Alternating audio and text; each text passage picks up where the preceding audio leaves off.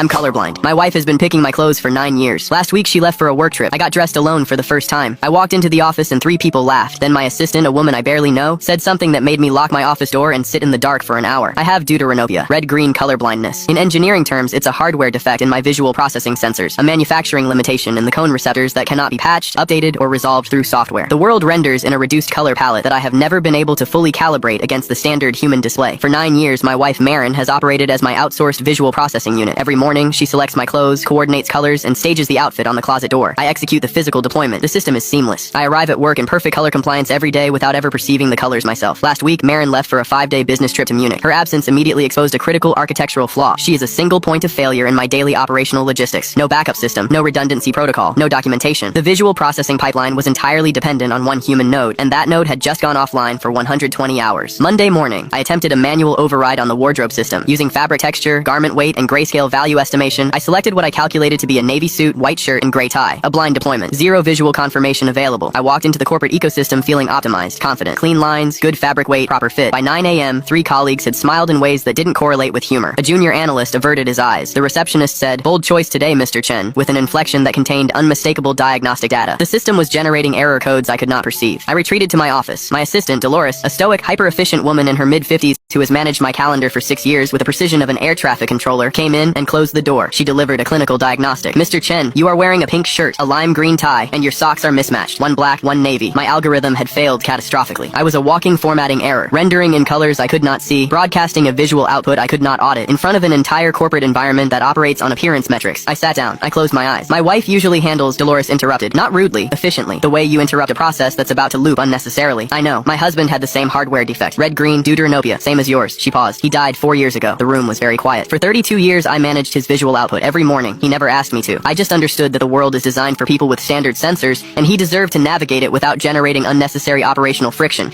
So I ran his display protocols, quietly, every day. She placed a shopping bag on my desk, retail bag, Chris, purchased recently. The morning after his system was permanently terminated, I woke up and laid out his clothes. By pure automated habit. Muscle memory executing a routine with no active end user. I left the outfit on the bed for a week. Shirt, pants, belt. I couldn't move them, because moving them meant the system was really offline. Not sleeping, not away, offline. She opened the bag. It was the last operational protocol I could run for him, and the end user was gone. She pulled out a light blue dress shirt, gray slacks, a navy tie. She placed them on my desk with the care of someone who has performed this exact task 10,000 times for someone who is no longer here to wear them. Change in the restroom. Don't make it emotional. It's just a shirt. She walked out. She closed the door with the same quiet precision she uses for everything. Calendars, conference rooms, a 32-year marriage, reduced to one last outfit on an empty bed. I locked my door. I sat in the dark for a long time, not out of embarrassment about the pink shirt. I was processing the fact that a woman I interact with on a strictly professional basis had just patched my system failure using legacy code from a marriage that ended when its primary user went permanently